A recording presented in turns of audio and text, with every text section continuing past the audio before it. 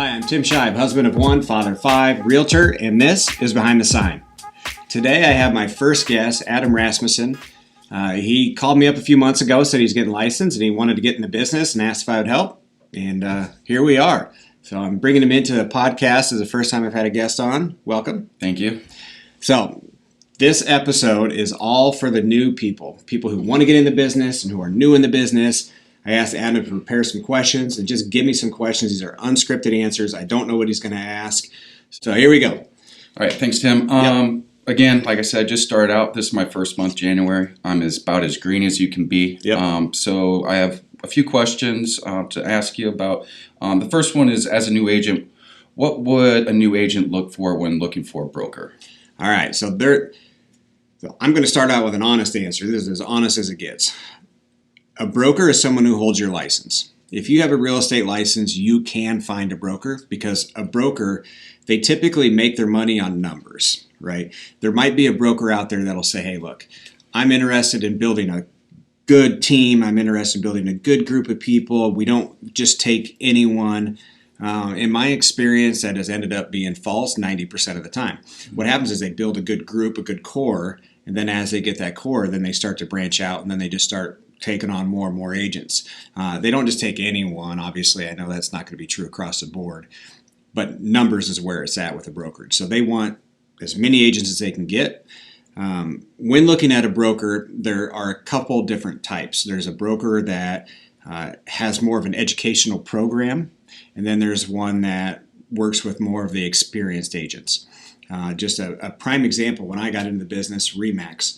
RE/MAX was a company where you paid more rent, but you got more of your commission split. Mm-hmm. Well, if you're a new agent, paying rent and hoping you make a commission isn't the best way to go. Right. And you have no one really there to hold your hand, unless it was like a team member, like myself, right? Mm-hmm. But there's not a training group there. There's not a lot of attention to the new agents. So new agents back then in the early 2000s just typically didn't go to RE/MAX unless they were joining a team. A Coldwell Banker or some of the more local brokers.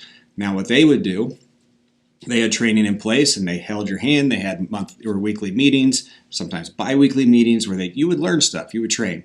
And that was very good. And so a new agent would typically go to one of those type brokerages. Now in return, you would get a 50-50 split on your commission. So you actually get a much smaller check per house, but your fees and your costs along the way are a lot less, and you get more hand-holding, if you should say. So when you're looking at brokers, you have to decide which direction you want to go. If you're going to one of and nowadays more brokers have conformed to the RE/MAX style. You have EXP, you have Keller Williams, you have, and these are the ones in our local area, and you have RE/MAX, and they all do more higher splits, higher fees. So you get more of your money, but you actually have to pay more money too. So those things are very difficult to navigate, but if you're joining one of those, you might want to get a team leader because you're really not going to learn a lot from the group of people unless you pay the money and go to their annual things or their trainings in different states. And that can be, cumbersome. You got to pay for hotel, trip, all this kind of stuff. So sticking with a broker that might take more of your commission, but they'll also hold your hand, might be the direction to go. And you just kind of have to meet with different ones to figure out which one will fit your financial abilities best. So you mentioned the commission splits, how, one's, a little bit more of your money taken out versus being with like a mentor. What are the commission splits typically if you go with, like a team where you have a mentor versus a commission split like you said, 50-50 with the larger broker? So on the mentorship side, it varies, right? Like I know teams that will say, okay, I'll pay you 50-50 on every buyer that you have, and we'll supply you with as many buyers as we can. Like in some markets, it's tough to come up with all these different buyers and all these leads. It can be pretty cumbersome for that team leader unless they have an entire system in place where they're cold calling people and just, it can be tough. But with those types of things, it's 50-50 split for the buyers, and then you'd be considered a buyer's agent. Mm-hmm. If you had a listing pop up, let's say you meet a buyer at an open house, you get a listing that pops up, that team leader is going to take the listing. You don't get anything off that listing. Okay. So they're the listing agent, but you get all of your buyer money, right? Well, as a team leader, let's say I'm on a 95% split and you're on a 50-50 of that 95, right? So I'm still making 50% of your buyers. So I'm making that. So I'm happy to give you buyers because you're going to go do all the work. I'm going to get 50% of that, but I'm also going to have to train you for that money. So, I mean, you get paid back, but on the listing side is where the team leader will make more money. You meet a buyer, they have to sell their house. You introduce them to the team leader lists the house, you take them and you sell them a house. Okay. But again, it all varies. If you had selling experience, you bring to the table, $10 million a year, typically you're not joining a team at that point. But let's just say you do. Or let's say that you have a very good connection with people around town. That team leader recognizes that. You have a good reputation. They might say, I really want them on my team. I'm going to cut them a deal and negotiate a better opportunity. Okay, so it's not across the board. It's 50-50 this way or 60-40. Correct. Okay. And as a new person on my team, this is something that people might say, why are you telling them that? Well, because me, I'm honest, right? Right. Let's say you come into the business and after year one, you sell $6 million in business. Well, hey, let's talk. Hey, let's set you up on a program where you get more of your money, right? Because you're doing more business. You're bringing more to the table, right? So those are some of the things that it's really important for a team leader to be aware of the volume that you do and what you bring to the table, because one of my hesitations in creating a team is I get these people, I train them. Let's say I train you, you're rocking it. Your goal, most goals are to say, well, wait a minute. I'm doing all this business. I'm established now. It's been 5 years. I know what I'm doing. I don't need him anymore. I'm going to go off and do my own thing. Now me, I want to see you succeed. I want you to do that. But at the end of the day, I just trained you to go out and be my competition. Right. Yeah. So it's a fine line, and it's one of those things that it can be kind of tough. Right. Yep.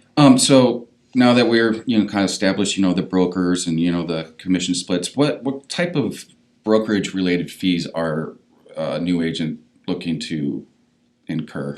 Right. So, okay, it depends on what kind of broker you're on. The broker that's going to pay you the split, the lower split, right? Okay. They typically have an office fee. So first off, there's an office fee of like maybe $150, $350. Sometimes it's kind of probably gone up since inflation's hit us. A little bit. But let's say it's $450, right? So you have an office fee of $450.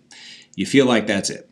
But there are a lot of fees involved in real estate. And it's hard to know all those up front because you're new in the business. You don't understand the language, and sometimes they don't tell you absolutely everything because it's hard to remember everything. Yeah. But I'll go through a few of them. So you got your national dues, you got your local dues, you have your MLS fee. The MLS fee sometimes can be wrapped into your office fee, but the MLS fee basically pays for your ability to use the MLS, which is what all real estate agents in certain areas. There's a different MLS here in Des Moines, and Ames, and Minneapolis. They all have different MLSs, but you have to pay a fee because they have to manage it. Yep. So there's an MLS fee. Another one that can surprise you is your e-key, how you open the doors. There's lock boxes. You have to buy lock boxes. You have to pay for the app that allows you to use Bluetooth, put a code in, and open up doors. Right. You have E&O insurance. E&O insurance, that's errors and omissions. It's a big thing. You're actually required to carry it. Typically, could be a couple $100 a year. And sometimes a broker will cover that. Sometimes that's included in your broker fees. Man, there are so many just little fees out there, but those are the main ones. E&O, your state and local dues, your MLS dues, your lockbox key. But I would say those are generally the main ones. Now, here's some sneaky ones that they probably wouldn't tell you because it doesn't matter for the next 3 years, but within the next 3 years, you're going to have to pay to take the classes to re-up your license. But yeah, I mean, there's a lot of things that go into it. Oh, signs. Right. Yeah, I was going to ask about the signs. So when you're first in the business, you don't need any signs, but you want to be prepared. Right. Someone calls you, you want to have a sign. It could take 2 weeks to print a sign. Well, in our business, when you list a home, it goes up the next day, right? It's quick. Signs anywhere. So most companies will have a deal for you. Like they'll pay for half of signs because their logo's on it, just like your name is on it, right? So they may pay for half of your signs. But you're looking at spend $150 to $350 per sign. It can get pretty expensive. It could be $50 a sign. Just depends on what kind of deal you have with your broker. Oh, good to know. So moving on, as a new agent, I'm only going to know my sphere of influence. How, when you were starting out, how did you generate leads and clients and things like that? Straight up hustle. Yeah. Here's the thing. When you get into the business, you always send out to your people. Typically, here's what I see most often. Someone gets into the business, they pop off 1 or 2 quick sales to their friends or family. Right. And then it goes quiet. Because they get in, they sell to a family member, they sell to a friend, they're like, yes, I got this. And then they sit and wait for the next person to call them. And it just doesn't happen. Right. And that's why you see such a high percentage of failure in real estate agents. Some of the things that I personally did, I had a friend that got me into the business, and he was very experienced, and he said, hey, call for sale by owners, call expireds. These are things that if you listen to, you can go on, there's Tom Ferry, Mike Ferry, Richard Robbins, I don't know if he's still around, but there's all these real estate coaching programs out there. If you go on YouTube and you look up, calling for sale by owners or cold calling, for sale by owners and expireds are what you're going to hear first. The way I did it, I would drive down the streets, and this is different back then. Back then, there was a lot more for sale by owners in 2004. But I would drive down the street, I'd see a sign, I'd park, and I'd call them, and I'd say, hey, I see you got a home for sale, how's it going? There's scripts everywhere. The ones I learned on were the Mike Ferry scripts. He had all these scripts. So I'd go through and I'd talk to them. Typically, you want to put your own spin on those because you want it to be somewhat authentic, right? You don't want to sound like a robot. But anyway, I would call them, and if they weren't home, I'd say, oh, you're not home? Well, do you know what's going to happen? The buyer that's going to call you and you're not home or able to show them, they're going to go down the street where there's 4 real estate agents that are on signs. They're probably going to get connected with a realtor, and you're going to miss out on that business. And, sometimes you get some pushback, which I expect because they're trying to sell it by owner for a reason. You just continue to chip away at them, right? So my first deal, I listed, I think, 3 for sale by owners week 1. Wow. I call him, I set up the appointment, I brought my mentor in, sat with him, he closed the deal. We had probably 7 appointments before I felt comfortable enough doing it myself. Because once you hear someone go through it, you catch on pretty quick. Okay. So I call for sale by owners, I called expireds, an expired listing. Once it expires, you get a hold of them, whether you go knock on their door or you call them. In today's world, it's hard to find cell phone numbers. So right. Knocking on the door actually pays off. And it's scary. But the other thing is just talk to people. Is there a fine line, in your opinion, when you're contacting, cold calling or for sale by owners, being persistent versus annoying? Because you don't want them a month down the road thinking, oh, I want a new agent, but you only contacted them once. Well, so to that point, when you just said they want a new agent, so or they want an agent. Yeah, if there's a listing, you can't call on them because it's a violation. Right? Okay. If it's currently active. Now, I would say yes and no. If you annoy a for sale by owner, okay. Like, you know what I mean? It's not like you're annoying your best friend. Right. But if you call them, consistently and you're friendly, right? Mm-hmm.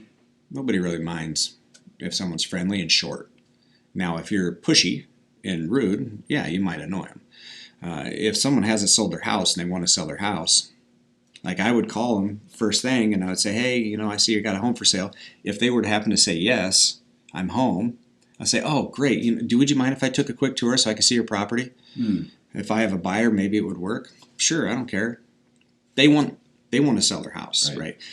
Walk through, and that's when you start building that relationship. You hand them a card. There's a lot of things. There's a lot of strategies you can do with for sale by owners, but you're typically not going to annoy them. In that first few minutes, if you can't break that barrier with for sale by owner, then they just don't like you because you're a realtor. Right. And it doesn't really matter. Right. And, I had one, this is a funny story. I don't think I shared it with you yet. Guy had this pretty red little Mustang. He's out washing his car. He had a pretty red for sale by owner sign. I'm like, what the heck? I get out of my car. I walk up to him, and I'm asking him, about his how's it going? Oh, it's going pretty good. How long you had it listed? Oh, 30 days or so. Oh, you haven't sold it yet? No. I'm not in a huge hurry. Okay, cool.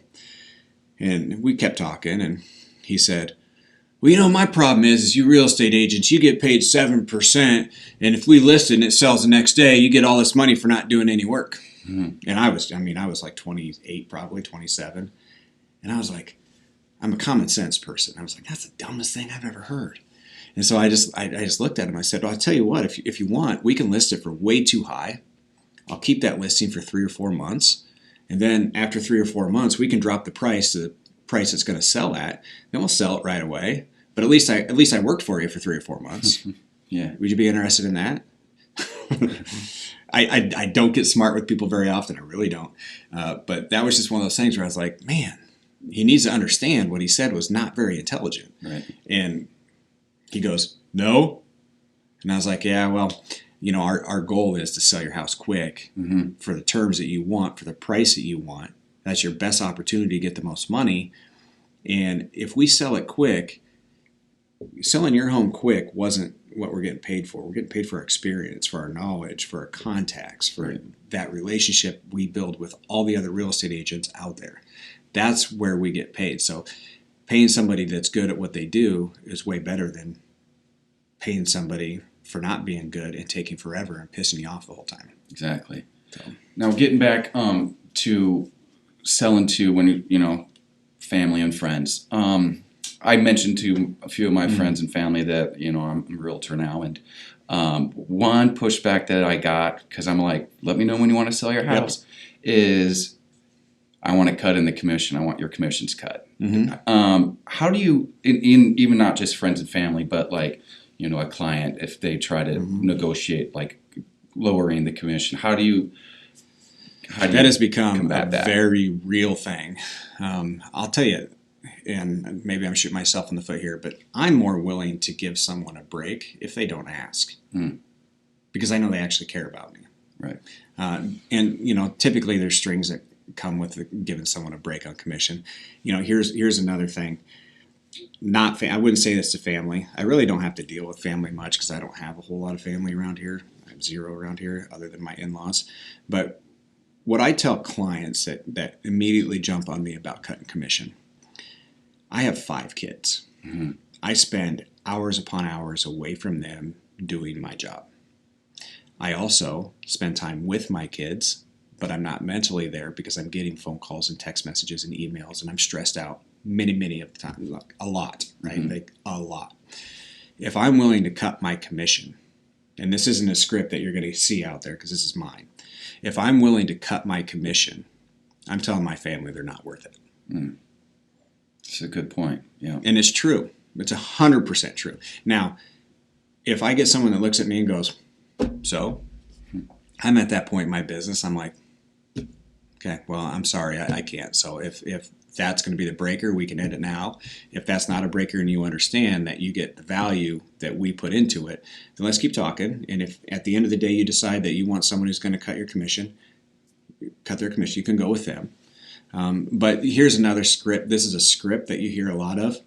It says, well, if I can't negotiate for myself, do you want me negotiating for you? So that's a script, right? And it makes sense. It's not like a bad script. It's a real script, and it's good. Right. Because if I'm just going to drop my commission for nothing, like when it comes time to sell your home, I'm not trying to get you the most money. I just want to get the deal done and move on. Right. Good point. Another thing I say, if you're working at, let's say you're working as an attorney for a major corporation, and that corporation says, hey, this week I need you working on this deal. I want it done by Friday, okay? But just for this week during this deal, I'm only going to pay you half. So on this deal, you're getting paid half, but I want it done by Friday. How hard are you going to work on that deal? About half is hard. Right. Now, most people in that position would say, I'm out. Right, Forget you. Why can't we do the same thing in our business? Well, we're commissioned and you can't. But just understand that we're not going to work as hard for you. We may not answer your text message at 9 o'clock at night when you're stressed out and don't know you want an answer right away. Right. That's the difference between a full service agent and paying them their fees. That's such a hot topic for me because I've been in the business a long time.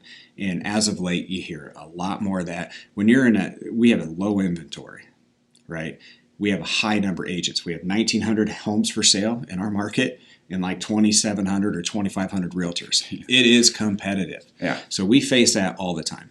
And, you know, here's one. People say that real estate agents make too much money per deal. That's why they ask for a commission cut. Real estate agents make too much money selling a home. Do they? Well, the average agent sells 4 houses a year. Say the average commission is $3,000. 4 times 3, they make $12,000 a year. Do they make too much money? Before taxes. Yeah, right. So no, the answer is no. Yeah. Real estate agents that sell a lot of homes make a lot of money. Mm-hmm. Now, do you want to work with that agent that sells 4 houses a year or that agent sells a lot of homes? Probably a lot of homes. All right, there you go. Right, yeah. It's worth it. Good point. Moving on, questions you should ask a potential client. I know that when I went through my classes, you were supposed to steer away from familial questions like how many is in your family. Mm-hmm. Are you supposed to do that? Or, I mean, how are you supposed to know, like, what they're looking for? I know you're supposed to ask. I mean, you're not budget. supposed to? Like, you're not supposed to be friends with your clients? I'm like, not are you sure, serious? like, you know, how many kids they have, if they're married, you know. Now, what you got to understand is that the trainers, they're training you. Okay. And they're liable. Right. So what they're trying to keep from happening is someone being a racist or a discriminatory person going out and doing something wrong or getting sued, and that person saying, well, my trainer said this. And that's all that I was real focused on, that topic. Yeah.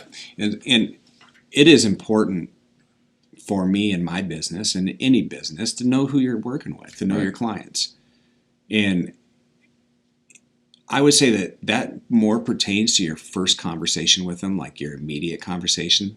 Once you guys decide you're going to work together, or once you have passed, you know, hey, I'm a real estate agent, I'd love to help you out. Once you pass that conversation, they can't say you're discriminating against them. Build a little bit of a rapport and then kind of dig in a little bit more. Yeah, I mean, and it's not even really digging in. It's just being friendly. Mm-hmm. Like, oh, hey, I got 5 kids. How many kids do you have? Awesome, cool.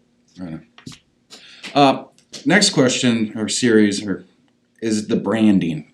Like, you have great brand, and that's one reason why I sought you out. Of course, I knew you from Ankeny, you know, pretty much a basketball legend. Right. Legend. Well, and you have great branding, and you got a great commercial on KXNO. What do you suggest in branding, like social media wise, or do you still? So branding is something. I myself am a real estate agent, realtor. I'm a marketing person. Mm-hmm. Like, real estate's about marketing, right? Like, you got to market yourself. And, you know, my story started, well, I got in the business a long time ago, right? 2004. And my first 7 years of my business was focused on, I want to list this house good. I want to do a good job listing this house, and I want to find buyers. My shift in my business was probably 2012, 2013, when I was like, I need people to know who I am. And that's when my shift happened. And it was Facebook. I started a page. Like, I'm sitting in my apartment, I'm looking, I'm like, blah, blah, blah. Find Facebook page. What's this? I'm going to start a Facebook page. Mm-hmm. Start a Facebook page, messing around, put a listing on. Like, what's this button? Boost. Oh, wow. I can get in front of 20,000 people for $20. Well, I'm going to do that. So I started boosting posts and doing it. And I just like kept playing with that. Well, that was my start to understand that real estate is marketing. Mm-hmm. It's not about, I mean, yes, you got to show your house pretty, but that's part of marketing. I want to establish my brand. My brand is, I got great pictures online. I got good remarks. I got full descriptions. Everything is accurate. Like, that's part of my brand. The other part of my brand is, I know what's going on in the business. I know what's going on in real estate. I'm on all social media platforms, and it's consistent. I want to get in front of people because I'm not going to get clients if they don't remember me. If I sell a house to this person, this person, and this person, and I don't ever follow up with them, or I call them once a year, they may forget who I am or just not be thinking top of mind, oh, I need to call Tim. Now, if they see my Facebook post and my Instagram post and my thing on KXNO and my video on YouTube, if they see all this stuff every week, they will not forget who you are. Absolutely, yeah. And so that's part of branding. You need to find the platforms that get in front of the people, and that's it. Because you want to go where people are. If you don't go where people are, you won't get in front of them. Good to know. Yeah, I guess I'm gonna have to get an Instagram or something. Get an Instagram. I don't know. My daughter helped me out in setting that up. I don't know. Hey, you know what? Here's a fun fact for you. I played off my kids to get ahead. Because your kids are on the apps that come out years later, right? So my kids were on Snapchat. I jumped on Snapchat. Snapchat has not evolved, but guess what? TikTok has. TikTok, yeah. Right? They were on it when it was Musical.ly. I made them get off it. Yeah. You know, because they weren't the right age and these kids were dancing and doing stupid stuff, saying curse words, you know. But, you know, you follow what the kids do for two reasons. One, the parents will do it next. And two, those kids are your clients in 10 years. Right. That's good. I know for a fact that my daughters have tons of friends who follow me, see me, watch me. When they turn 22 and they move back here, there's a chance they're going to call me. Yeah, it's a very, very good point. Yeah. So. Mentorship. What, as a new agent, would I expect out of being mentored by someone like you? The hardest thing for for me, when you called me up, I was like, I don't really want an agent. I don't really, I don't have time. I'm busy. Absolutely. I'm running here and there. My real estate coach is, you need to get another buyer's agent. I'm like, he's going to free you up for time to do what you want to do, to market, to blah, blah, blah. I'm like, I get it. First time I met you, I was like, all right, I think I can make this work. He's not going to be too needy, but I think I can make this work. As a mentor, we are busy. And our real estate, they say you set your own schedule. Absolutely incorrect. Everybody else sets your schedule for you. And when they say jump, typically you have to jump. So it's tough to say, okay, I'm going to sit down with you and do this stuff every day, every week, this time. We're going to go over this stuff. As you can tell, we've had a few meetings that have already got bumped. Yep. It just happens. You have closings, inspections. But what the mentor should do is things like this. Hey, I'm going over here, jump in the car. That car ride is when you're going to learn the most. Right. That car ride is. And then in the meetings, like we had an inspection the other day, you went on with me, you learned a little bit of how that goes, like how inspections go. And then when we got in the car afterwards, I said, this is how you don't do that. Right. Yep. But like, these are things that a mentor should do, is bring you along. Now, if you join a team, like there's a team here in town that's got like 40 agents, that team leader's got people in place that are going to pinpoint you on your segment. Like they have people who sit behind a desk and cold call. That's not how you become a real estate agent. If you're a telemarketer at that point. Okay. Learning a little bit about the business. Right. But I would say ride-alongs are huge. My wife, obviously, she trains, so we do have someone that puts into place, like we use the Tom Ferry. We also use Brian Buffini, who's another coach. We can give you those tools so you can learn on your own. Right. But ride-alongs on the field is typically the best. Yep. So far, I've learned quite a bit. A few times that we've been out in the last month. My last real question is, as a new agent under you, my mentor, what would you expect out of me being new to do? Since I don't always know the questions to ask, since I don't know the questions. Any suggestions on what I should be doing proactively? Yeah. So when you get into business, I highly recommend doing exactly what you did. You find the person you want, and then you just go do it, right? Like you go meet them, you go say, hey, I want to work underneath you. And here's the key to this. And making the calls or making contacts with people is big.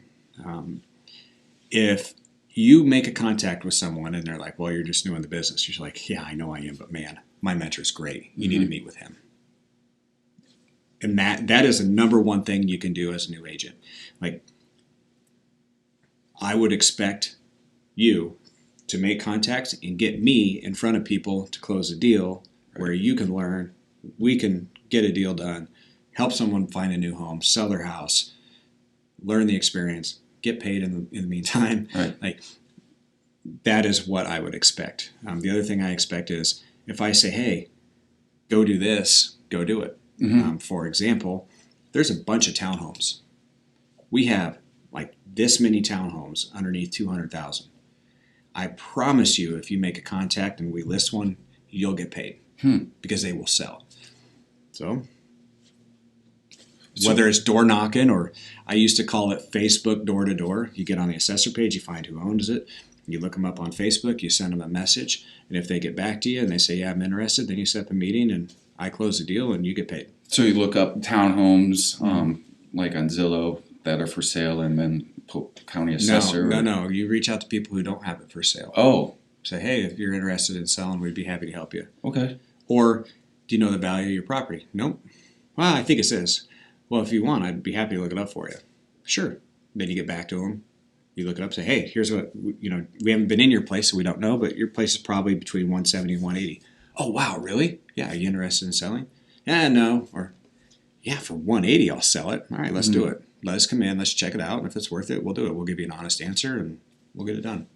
Cool. I haven't thought about that, but yeah, you want to prospect people who don't have their house for sale. Okay. I mean, the for sale by owners for sure, but yeah. I mean, when I got into business, I did go door to door, especially in your own neighborhood. And you say, hey, there's a lot of people out there looking for homes like yours. Just touch base. Or, one thing that is big is just doing free market analysis for people. It's a little bit of legwork, and I'll teach you how to do those. But you do a market, and you say, hey, your house is worth this. And if they are like, oh, wow, ask them if they're interested in selling. Nope. I'll tell you what, when it is time, here's my card. Get back in touch with me. In the meantime, you stay in touch with them. You write them down, say, these people were nice. I like them. Cool. So about prospecting, do you recommend going through the effort of sending out email or like mail, like actual mail in your? Yeah. So we have, there's a postcard program. And that's another one of those expenses that's always fun. Right. But there's a postcard program where you can get in and you can, mass mail out to people within 5 miles or 500 people around this area, So there's postcards. You can do the same thing with mailers. One thing I did, I had my assistant go to an entire neighborhood and handwrite letters. She wasn't happy with me. But I'm like, hey, a handwritten letter on the envelope. So the envelope was handwritten. She had to write all the envelopes handwritten. The inside was printed out, but she had to handwrite their name, and I signed all of them. Sent them. The guy called me 3 years later. Wow. Said, hey, I still got this flyer that you mailed to me 3 years ago, and I need to sell my house quick. Well, crap. All that work paid off just for that one person. So those are things you can do too. You just go get a bunch of addresses, go on the assessor page, whatever, write letters to them. Just say, hey, I'm in the business. I work with the Scheib Real Estate team. If you'd like to meet with him and talk about selling your house, that's the other thing. Use me. Like you said, I got good branding. Yeah. I've been in the business a long time. Use the crap out of me. And I'm not saying I'm great, so when I say that, I'm not saying it for that reason. I'm saying it because you don't have experience. Use me to get in the door. We go in, boom. Absolutely. I actually did that to the 2 couples that came through the open house. I gave them your card and said that's the thing to do. And that takes the pressure off you. Cold calls suck because it's no fun getting rejected, right? Well, I'm the one getting rejected, not you, right? You call for sale by owner. Hey, I wonder if you want to meet with the Scheib Real Estate team to discuss, helping you sell your home. Nah. Okay. On to the next one. Right. But when you get rejected, sometimes it hurts, especially when it's like 20 times in a row. Right. Well, that's basically all I got. All right. Well, I love helping new agents. I love teaching. That's one of the things. I went to school to be a teacher. That didn't last. It lasted 3 years. And then I realized I need to be in sales, so I got into sales. And you know what sales is all about? Teaching. Like you have to educate your clients. In real estate, you educate your clients on the market. You educate your clients on what happens through the process, how to put an offer on the table, how much. It's all about education. So, still in it. Cool. Anyway, thank you, and hopefully this is helpful. Leave a comment below if you have any questions, and we'll get back to you.